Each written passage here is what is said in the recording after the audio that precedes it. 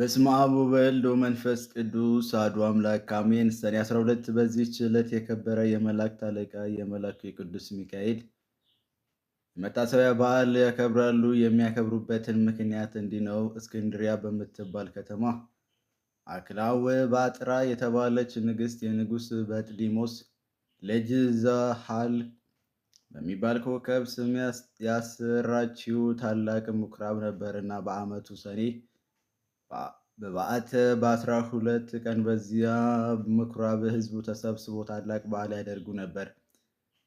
በዚህም ምኩራብ ውስጥ ዙሃል የሚሉት ታላቅ የነሐስ ጣዖት ነበርና በዓሉ በሚከብርበት ዕለት ብዙ ፍሪዳዎችን ያርዱለት ነበረ። አባ ለእስክንድሮስም እስከተሾመበት ዘመን ድረስ ለዚያ ጣዖት እንዲህ ሲያደርጉ ኖሩ። ይኸውም 300 ዓመተ ምህረት ተፈጽሞ በአራተኛው ምዕተ ውስጥ ነበር። አባ ለእስክንድሮስም በእስክንድሪያ ከተማ ሊቀ ጵጵስና በተሾመ ጊዜ ጻድቁ ቁስጥንጥኖስም በነገሰ ጊዜ ክርስትና ሃይማኖት ስለተስፋፋች ያንን ጣዖት ሊሰብረው ወድዶ ሳለ ጉስቋሎችን ሰዎች ከለከሉት። እንዲህም አሉት፣ እኛ በዚህ ቦታ ይህንን በዓል ማክበር ለምደናል። እነሆ ከአንተ በፊት 18 ሊቃነ ጳጳሳት አልፈዋል። ይህን ልማዳችንም አልለውጥብንም። አባ እለእስክንድሮስም ግን ገሥጻቸው፣ አስተማራቸውም። ስህተታቸውን በመግለጥ እንዲህ ብሎ አስተማራቸው። ይህ ጣዖት የማይጎዳና የማይጠቅም ነው።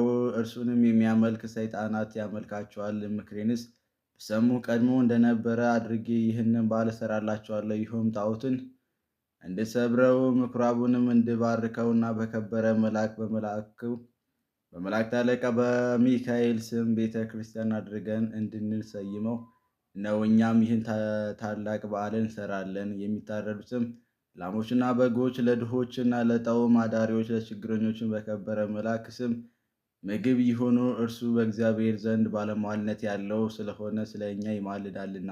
ይህንም ብሎ በዚህ በጎ ምክር አስወደዳቸውና እነርሱን ታዘዙለት። ከዚህም በኋላ ያንን ምኩራብ አድሰው በዚህ የከበረ መልአክ የመላእክት አለቃ ሚካኤል ስም ቤተ ክርስቲያን ያደረጉት። በዚያችም ዕለት አከበሯት። እርሷም የታወቀች ናት። እስላሞችንም እስከ ነገሱበት ዘመን ኑራ ከዚያ በኋላ አፈረሷት። ይህም በዓል ተሰራ፣ እስከ ዛሬም ጸንቶ ይኖራል። ዳግመኛ በዚህች ዕለት እግዚአብሔር የመላእክት አለቃ ቅዱስ ሚካኤል በነገድ ውስጥ በመላእክት ሁሉ ላይ በብዙ ክብር ሾመው። ይህም የከበረ መልአክ ክብር ይግባውና በጌታችን ፊት ስለ ሰው ልጆች ስለ ፍጥረትንም ሁሉ ይለምናል ይማልዳልም። የዚህ የከበረ የመላእክት አለቃ ሚካኤል ተአምራቱ ብዙዎች ናቸው። ከእነርሱም አንዱ ይህ እግዚአብሔርን የሚፈራ አንድ ሰው ነበረ። እርሱም የከበረ ሚካኤልን የበዓሉን መታሰቢያ በየወሩ በ12ኛ ቀን ይልቁንም በሰኔና በኅዳር ወር አብልጦ ያከብረው ነበር። በጎረቤቱም ርኅራኄ የሌለው አንድ ባለጠጋ ሰው ነበረ። ይህም እግዚአብሔርን የሚፈራውን ሰው የከበረ መልአክ የሚካኤልን በዓል በሚያደርግበት ጊዜ ይጠላውና ያቀልለው ነበር። ለድሆች ስለ መራራቱም ይዘባበትበት ነበረ። የሕይወቱ ዘመንን ተፈጽሞ በሚሞትበት ጊዜ ከዚያ ከኃላፊው ዓለም ድካም የሚያርፍበት ጊዜ ሲቀርብ የክቡር መልአክ ሚካኤልን የበዓሉን መታሰቢያ ታደርግ ዘንድ ምጽዋት ሰጪም ስትሆን ዘንድ ሚስቱን አዘዛት። ከዚህ በኋላ አረፈና ገንዘው ቀበሩት። ሚስቱንም ጸንሳ ነበረች። የመወለጃዋን ጊዜ ደርሶ ምጥ ያዛት።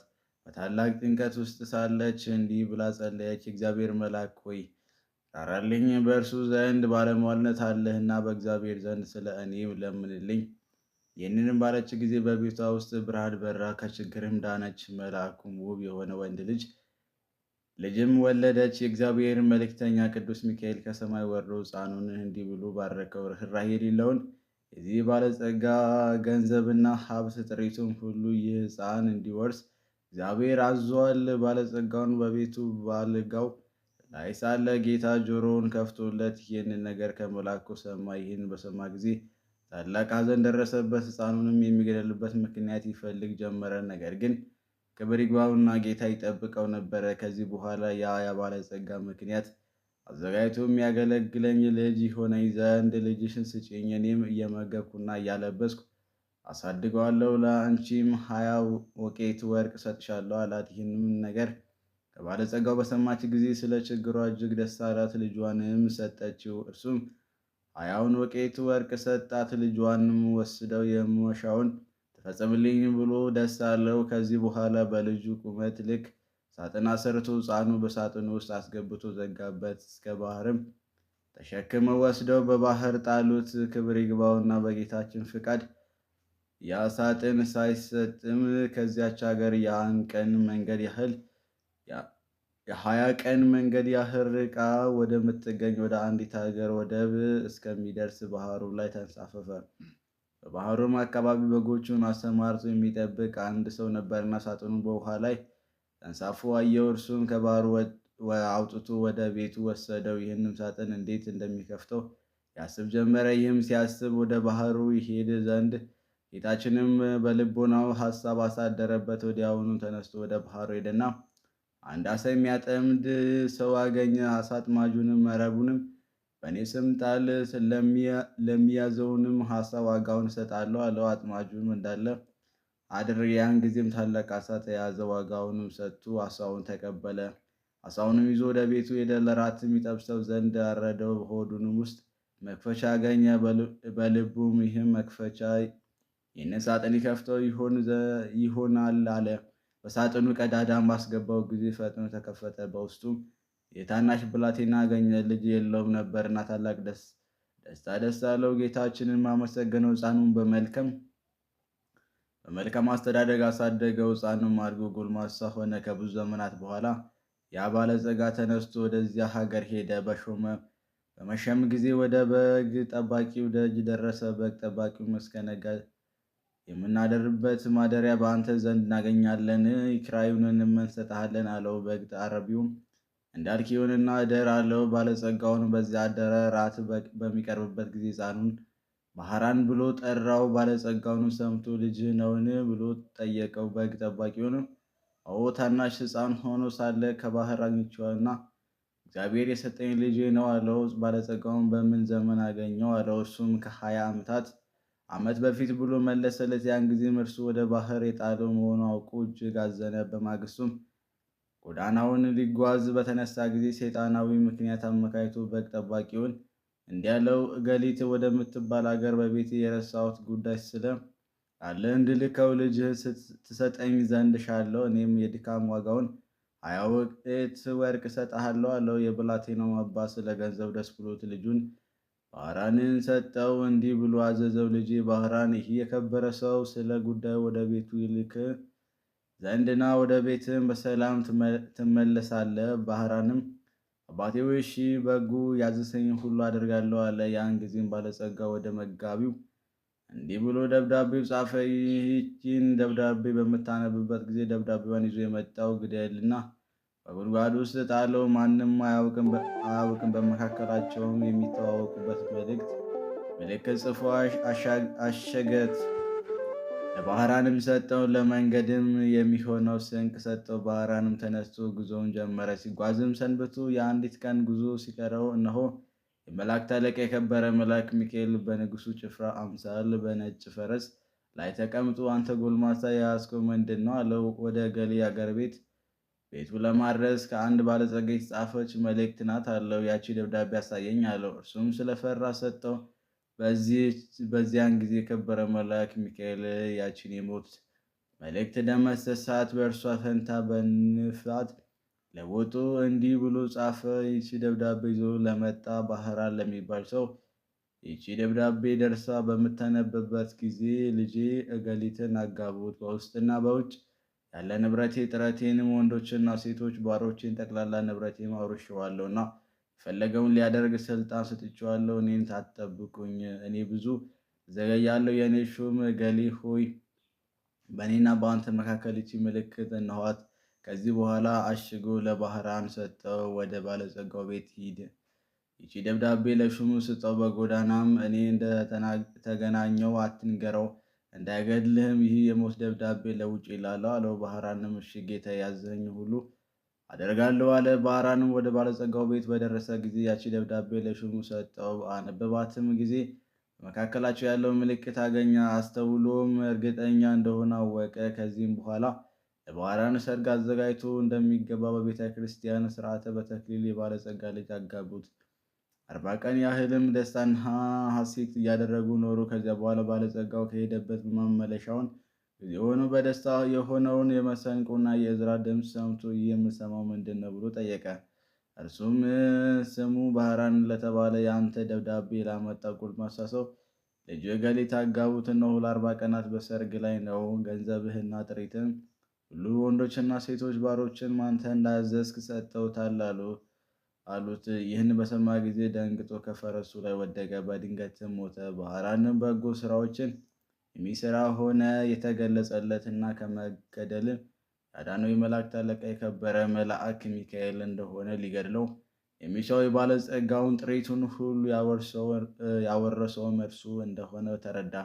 የዚህም የከበረ መልአክ የመልአክ አለቃ ሚካኤል መታሰቢያ በየወሩ ያደርግ ጀመረ። ቤተ ክርስቲያንም ሰራለት። የቅዱስ ሚካኤልም ስዕሉን አስሎ በቤተ ክርስቲያን ውስጥ አደረገው። ከእርሱም ብዙዎች ድንቆች ተአምራት የተገለጡ። ባህራንም ቅስና ተሹሞ እስከ ዕለተ ሞቱ በዚያች ቤተ ክርስቲያን ውስጥ የሚያገለግል ሆኖ ኖረ። በዚያም በከበረ የመላእክት አለቃ ሚካኤል አማላጅነት ከእናቱና ከአባቱ ከልጆቹም ጋር ላይ የዘላለም ሕይወት ወረሰ። መድኃኒታችን በተነሳበት ቀን ይህ ክቡር መልአክ ሚካኤል ከውስጠኛው መጋረጃ ውስጥ ገብቶ በክብር ባለቤት ፊት እንዲህ እያለ ይለምንና እውነት ስለሆነ ቃል ኪዳን በምድር መታሰቢያ የሚያደርጉት ትምርልኝ ዘንድ ፈጣሪ ሆይ እኔ አገልጋይና መልእክተኛ ከቸርነት ለምናለሁ። አንተ መሐሪና ይቅር ባይ ነህና።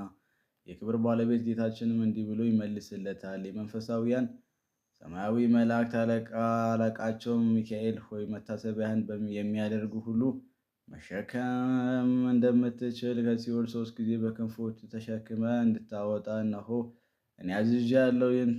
ይህንን ቃል በሰማ ጊዜ እጅግ ደስ ብሎት የበዓሉን መታሰቢያ ከሚያደርጉት በክንፎቹ ተሸክመው የእሳት ባሕር አሳለፋቸው። እነርሱን ከብቻውን ጌታ በቀር የሚቆጥራቸው የለም። ስለዚህ የዚህ ታላቅ የከበረ መልአክ አለቃ ሚካኤል የበዓሉን መታሰቢያ ለሚያደርጉ መታገል ይገባናልና እርሱም ከሰይጣን ወጥመድ ያድነን ዘንድ በዘመናችን ሁሉ ይጠብቀን ዘንድ ኃጢአታችንም ያስተሰርይ ዘንድ መከራችንንም ያርቅ ዘንድ የምድራችንም ፍሬ ይባርክ ዘንድ ፍቃዱንም ለመስራት ይረዳን ዘንድ ከእኛ ወገን የሞቱት ዕረፍትን ነፍስ ይሰጠን ዘንድ ወደ መንገድ የሄዱ አባቶቻችን ወንድሞቻችንን በቤቶቻቸው በሰላም በጤና ይመልሳቸው ዘንድ በመካከላችንም ፍቅርን ያደርግልን ዘንድ እስከ መጨረሻይቱ አቅታ ድረስ በቀናች ሃይማኖት ያጸናን ዘንድ በእግዚአብሔር ፊት ስለ እኛ ይለምናልና።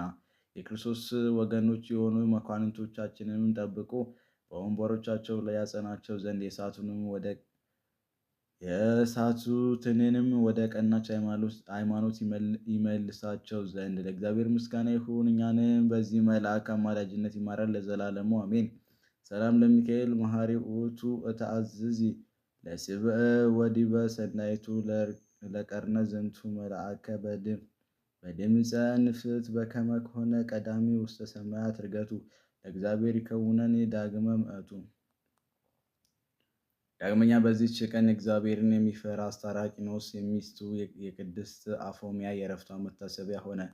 ይህም ሰው በየወሩ 3 በዓላቶች እያከበረ ኖረ። እሊህም ክብር ይግባውና የጌታችን የኢየሱስ ክርስቶስ የልደቱ መታሰቢያ በየወሩ በ29፣ የእመቤታችን የቅድስት ድንግል ማርያም በዓል መታሰቢያ በየወሩ በ21፣ የከበረ የመላእክት አለቃ የሆነ ቅዱስ ሚካኤል በዓል መታሰቢያ በየወሩ በ12 ናቸው። የሚሞትበትም ጊዜ ሲቀርብ እርሱ ሲሰራው የነበረውን ምጽዋትን ይልቁንም እሊህ 3ቱ በዓላት እንዳታስተጓጉል የሚስቱን ቅድስት አፎሚያን አዘዛት። እርሷም የከበረ የመልአኩ የሚካኤልን ስዕል ያስልላት ዘንድ ባሏን ለመነችው። እርሱም አሰርቶ ሰጣትና በቤቷ ውስጥ በክብር አኑረችው። ባሏም ካረፈ በኋላ ባሏ ያዘዛትን መስራት ጀመረች። ሰይጣን ግን ቀናባት። በመለት ሴት መነኩሲት ተመስሎ ከእርሷ ጋር ተነጋገረ። እንዲህም አላት፣ እኔ አዝኜልሻለሁ፣ ራራልሻለሁ።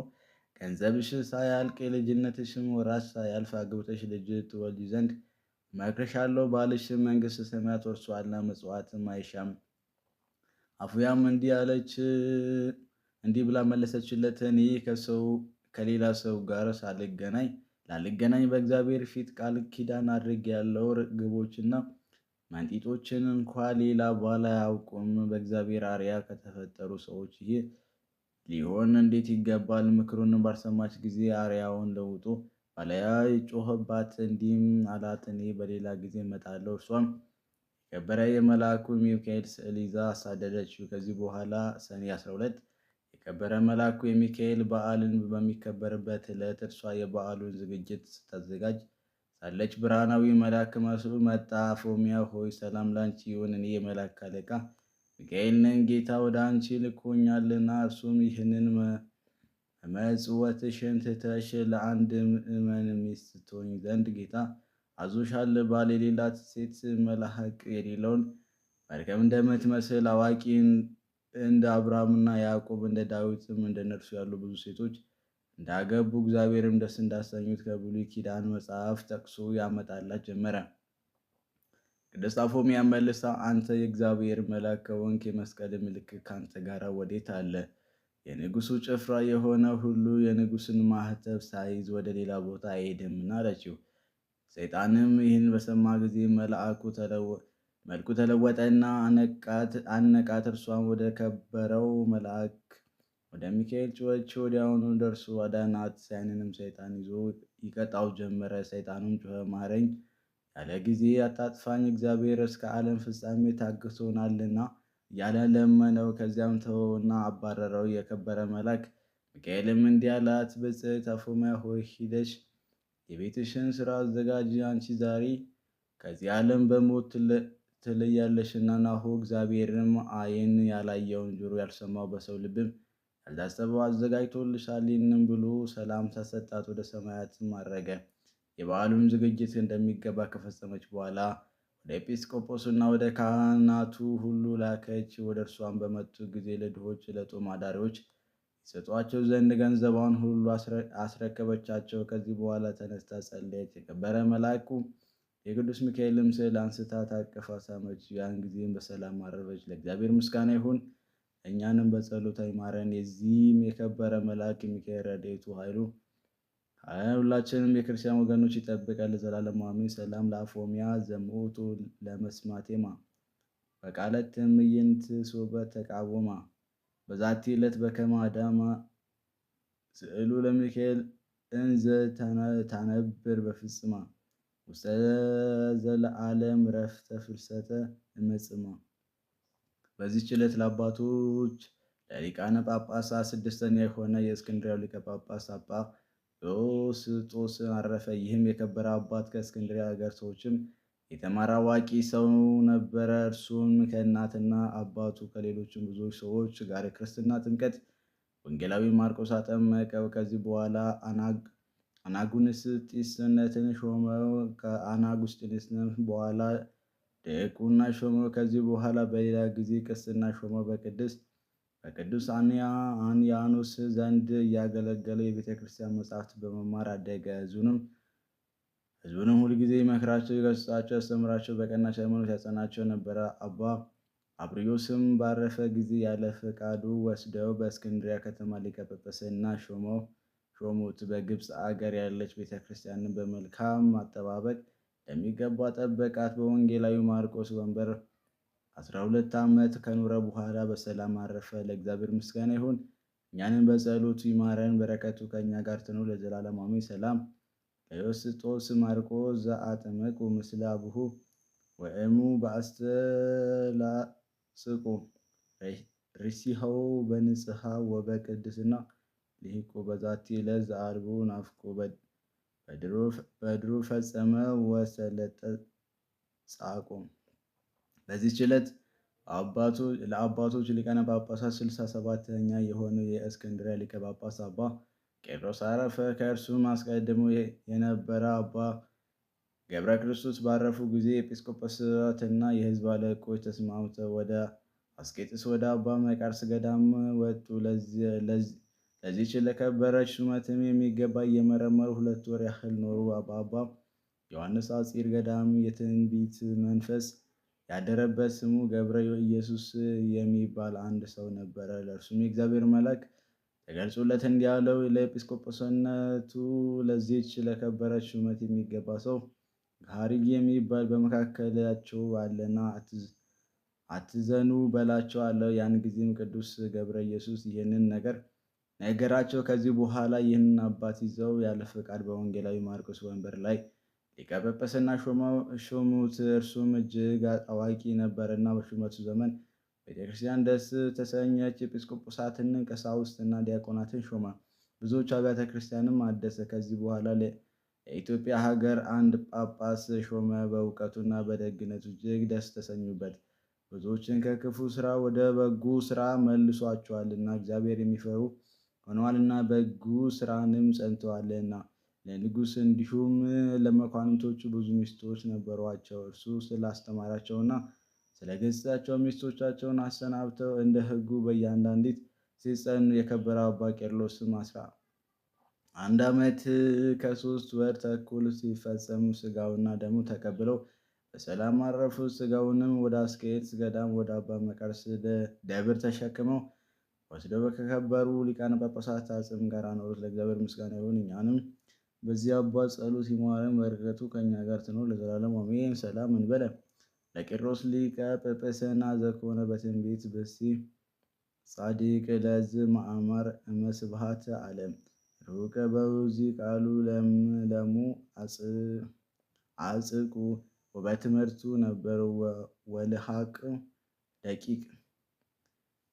ዳግመኛ በዚህ ዕለት የተባረከና የተመሰገነ በሰማያት ያለ ምስጢር ያየ የኢትዮጵያ ንጉሥ ላሊበላ የዕረፍቱ መታሰቢያ ሆነ። ይህም ቅዱስ ወላጆቹ በወለዱት ጊዜ እግዚአብሔርን በመፍራትና በበጎ ስራ ሁሉ አሳደጉት። አድጎ አካለ መጠን በደረሰ ጊዜ ታላቅ ወንድሙ ንጉሥ ቀናበት። መልእክተኞችንም ልኮ ወደ እርሱ አስመጣው። ምክንያቱም ሽቶ ከ3 ሰዓት እስከ 7 ሰዓት እንዲገርፉት አዘዘ። ከዚህም በኋላ በፊቱ እንዲያቆሙ ታዘዘ። ባቆሙትም ጊዜ የደረሰበት ጉዳት እንደሌለ አይተው ንጉሥና መኳንንቶች ሁሉ አደነቁ። የእግዚአብሔርን መልአክም ከግርፋት ሰውሮታልና። ከዚህ በኋላ ወንድሙ ንጉሥ በአንተ ላይ ስላደረግኩት ክፉ ስራ ወንድሜ ይቅር በለኝ ብሎ ለመነውና እርስ በርሳቸው ታረቁ። ከዚህ በኋላ እግዚአብሔር መንግስትን አወረሰው። መንግስትን በዚያን ጊዜ እግዚአብሔርን በሚያገለግልበት ስራ በርታ። ሁልጊዜም ለድሆች ለምስኪኖች፣ ለችግረኞች ይመጸውት ነበረ። ክብር ይግባውና ጌታችንም የፍቅሩን ጽናት ባየ ጊዜ እግዚአብሔር መልአክ ተገለጠለት። ወደ እርሱም ወደ ሰማይ ያወጣው 10ሩን አብያተ ክርስቲያንም እንዴት እንደሚሰራቸው አሳየው። እነርሱም ስራቸው የየስራቸውን የሆነ ልዩ ነው። ተመልሶ መንፈስ ቅዱስ እንዳራቀቀው በአስደናቂ ጥበብ አነጻቸው። እሊህም አብያተ ክርስቲያን አንጹ በፈጸመ ጊዜ መንግስቱን ለወንድሙ ልጅ አወረሰ። ከዚህም በኋላ ክብር ይግባውና ጌታችን ኢየሱስ ክርስቶስ በብርሃን ሰረገላ ተቀምጦ የሚያስፈራ መብረቅን የተጎናጸፈ ከአላፋ ሰራዊቶቻቸው ዙሪያ ሆነው ወደ እርሱ መጥተው እንዲህ አለው፣ ወዳጄ ላሊበላ ሆይ ሰላም ይሁንልህ። እኔ የማይታበል ቃሌ እነግርሃለሁ። ማደሪያ በክብር ሁሉ ከከበሩ 12 ሐዋርያት ጋር ይሁን። በጸሎትና በቃል ኪዳንም ለሚታመን እምነቱ እንደ ጴጥሮስ ጳውሎስ ደም መፍሰስ ይሆንለታል። ወደ ቤተ መቅደስም የሄደ በኢየሩሳሌም ወዳለው ቤተ መቅደሴ እንደሄደ ይሆንለታል። መቃብርህም የተሳለመ የሥጋዬን መቃብር እንደተሳለመ ይሆንለታል። በዓመታት ወሮችም ሁሉ የተራቡትን እያጠገበ የተጠሙትን እያጠጣ መታሰቢያንም ለሚያደርግ እኔ የተሰወረ መና መግባለሁ፣ የሕይወትም ጽዋን አጠጣዋለሁ። በመታሰቢያ ቀንም ዕጣን ወይም ስንዴ የሚያገባውንም እኔ በኢየሩሳሌም ሰማያዊት በውስጠኛው መጋረጃ አስቀምጬ ከተቆረሰው ሥጋዬ አቆርባለሁ። በአማላጅነትም የታመነ የገድልህን የቃል ኪዳንን መጽሐፍ የሚጽፈው የአንተ ስም በተጻፈበት ቦታ እኔ ስሙን ጽፈዋለሁ። በፍጹም ልቡ ለሚያምን ይህ የማይታበል ቃል የተናገሩ የሕያው የእግዚአብሔር ልጅ እኔ ኢየሱስ ነኝ አለው። ላሊበላም የቃል ኪዳን ስለ አጸናለት ክብር ይግባውና ጌታችን እያመሰገነ በምድር ላይ ወድቆ ሰገደ። ጌታችንም ሰላምታ ሰጥቶት በክብር በምስጋና ወደ ሰማይ አረገ። ከዚህም በኋላ ጥቂት ሕመምን ታሞ በሰላም አረፈ። ነፍሱን የብርሃን መላእክት ተቀብለው የሰላም ሕይወት ማደሪያ ወደሆነው ማረፊያ ያስገቡት። ለእግዚአብሔር ምስጋና ይሁን፣ እኛንም በጸሎት ይማረን፣ በረከቱ ከእኛ ጋር ትኑር ለዘላለም አሜን። ሰላም ለላሊበላ አናጺ መቅደስ በጥበብ ወእብን ይበስን በለ መሬት ርቱዕን ነሲሁ መባእተ መእግዚአብሔር አብ በዘይት መአምር ሎቱ መስፍና ወምግብ ወዝንቱ መዓረ ተድላ ነገሥታት ወሕዝብ በዕለተ ተወልደ ተአግተ በንሁብን ዘቅረብኩ ማሕሌት አዘክርያ አእላፍ ማለት ጻመድኩ ዘለፍ ለለአነበበት ወክፈ ዘሌት የመጽሐፍ እንተረሰይ ከእጁ ጸራከ መበለት ወክፈ ማዕለቡ ወላን ዘተረፈ ነቢያት ቅዱሳን ሐዋርያት ሰባክያን ሰማዕታት ወጻድቃን ደናግል ሀዲ ወመነኮሳት ኢራን ባረኩ ጉባኤ ዛቲ መካን እስከ አረጋዊ ሊቅ ወንሶ ሕፃን ለዘጻፉ በክርስቶስ ወልቃ ጽፎን ዘይድረስ ለዛ ነበቡ ወለዘ ተረጎሙ በልሳነ ሐዲስ ወለሰማ ቃሉ በዝነ መንፈስ በጸሎተ እሙ ማርያም አራቂተ ኩሉ መባሰ ሙረ ይማረነ ኢየሱስ ክርስቶስ ሙረ ይማረነ ኢየሱስ ክርስቶስ ሙረ ይማረነ ኢየሱስ ክርስቶስ